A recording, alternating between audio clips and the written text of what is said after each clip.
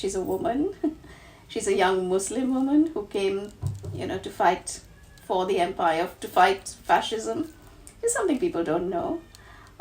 She is somebody of mixed race who came here.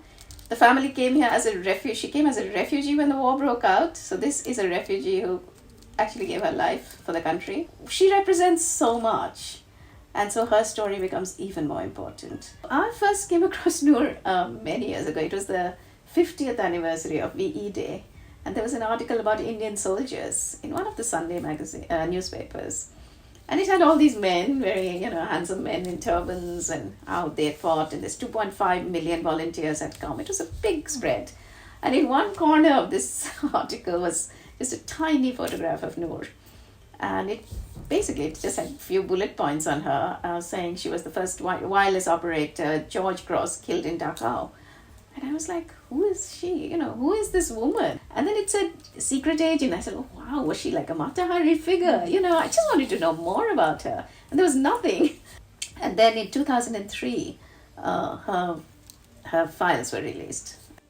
Sitting there in this room, reading these files, I just felt I had the material now. I could write a biography of Noor. Noor, well, it's a very exotic background. She was born in Moscow to an Indian father and an American mother. And then the family moved to London, and then they moved to Paris. So she grew up in Paris. She grew up in a very genteel family. Her father was a Sufi. It's a branch of Islam that believes in music and meditation. But when she was just 13, her father died, and she took on the responsibility of her family in many ways because her mother just went into depression. It is a very male-dominated house in many ways. Her father, when he was there, the uncles. So it is a very traditional Indian family. She is closest to her brother Vilayat, who is just after her. So actually, when the decision to go to Europe, to join the war effort happens, it's Noor and Vilayat who take this decision. They say we are Sufis, we believe in non-violence, but we can't just stand by and watch. We've got to do something. And so they decide, they join all the refugees leaving Paris. The German army is on the outskirts. They flee, catch the last boat, reach England. And Vilayat says, I'm going to volunteer for the RAF because he saw all the German bombers as they were coming in. And Noor just follows her brother at this stage. She says, okay, I'll join the women's Air Force. And that's how they both volunteer. They were looking out for women with language skills. And Noor fit the bill. She was A, an excellent radio operator, B, she was fluent in French. What more could you ask for? So the training's really tough, especially for her, because A, she doesn't like guns. She doesn't want to fire, but she knows she has to do it. So it says, terrified of weapons, not good at firing. But slowly we see that she is still, trying her best because she knows she's got to do it. The training report is quite mixed because Moscow, excellent, scared of weapons, but very good at other things. And there were doubts. There were other women who said, she's so beautiful, so she stands out.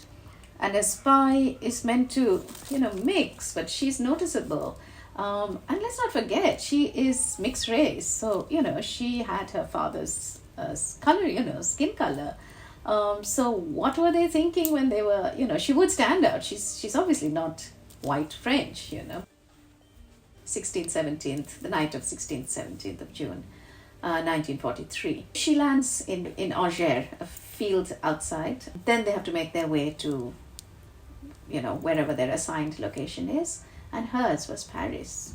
So she is going to be where the Gestapo is at the heart of this place in Paris. And then London writes to her that it's very dangerous out there. You need to come back.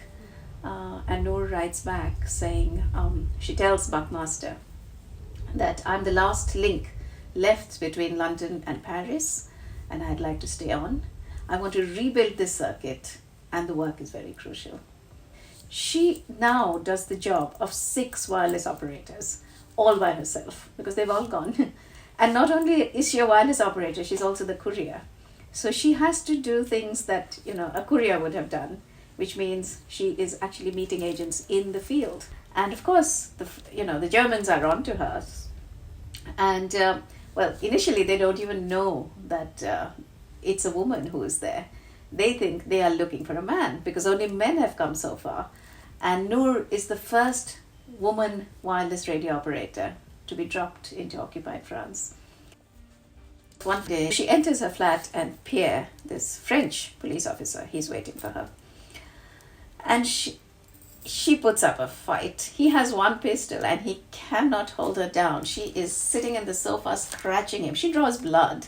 And he describes it later and said she was fighting like a tigress. So she's now taken to Avenue Foch. So that was the Gestapo headquarters. It was number 84. And the prisoners were kept in the attic right on top. So Noor makes an escape attempt almost immediately. She says she needs to go to the bathroom. She goes to the bathroom and she's out of the window. But they catch her and pull her back. So first attempt gone. She's also been labeled as somebody who didn't come quietly. She drew blood by biting her captor. And then she's in prison, she's interrogated, but she doesn't give anything. She's just not giving away. As she had told Vera Atkins, she gives away nothing. She gives her name as Nora Baker. That's all they have, which is not her real name anyway. She's in Pforzheim, 10 months. She is shackled.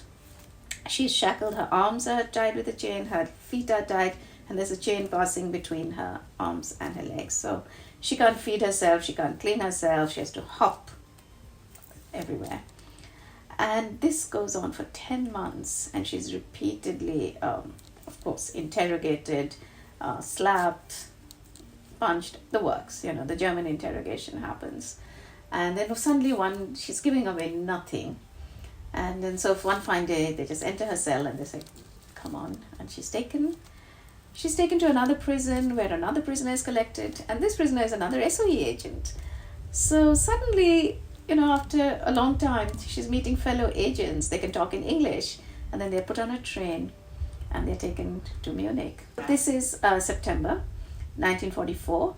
So she's taken from Pforzheim prison, and then they are put in this train and they are told that they'll be taken as agricultural workers. But they have no idea that their escorting officer is actually carrying their execution warrant. So of course, the minute they enter the camp, they know where they are. This is no farm where they're going to do agricultural labor. But of course, it's going to be a really long night for Noor. Of all the four of the agents who've gone, she's the one who's the dangerous, classified as dangerous. So she is separated from the others. She's tortured all night, beaten, tortured, and finally she's the commandant over there. He wasn't even the commandant, he was just an officer. He pulls his trigger and he just executes her straight away. But she goes down screaming liberté. So he doesn't break her spirit. So yeah, I think her story has stirred people, old, young, women, and the letters I get just tell me that she means so much to them. So I think that's important. There was this memorial to SOE with Violette Szabo unveiled near Lambeth Palace. And I said, okay. And they said, there's a mural for Violette Szabo. I said, everybody gets recognized and Noor is being refused. So it really, really hurt me. And then I said, we'll get a memorial. But we got the date. We had the unveiling. People came. Her fellow agents came from France. They were in their 90s. They took the Eurostar, came to King's Cross and walked down. And so in 2020, in the middle of the lockdown, unveiled the blue plug. They asked me to unveil it. She could have just taken a back seat. But it wasn't her war. But she didn't. She chose to give her life. And that is what I found incredible. Because she knew that at this moment, it was important to defeat fascism. This war in Europe has to be won.